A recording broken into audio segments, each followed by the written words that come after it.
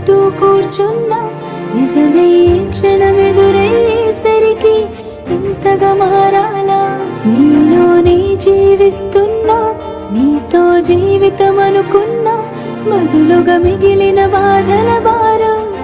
మోస్తూ బతకాల ఇరుగురు కన్నా ఈ కలలు చెరి ఒకరైనా ఈ కథలు నేరం చేసిందెవరు అంటూ అడిగే ప్రశ్నే మిగలాల మనదనుకున్న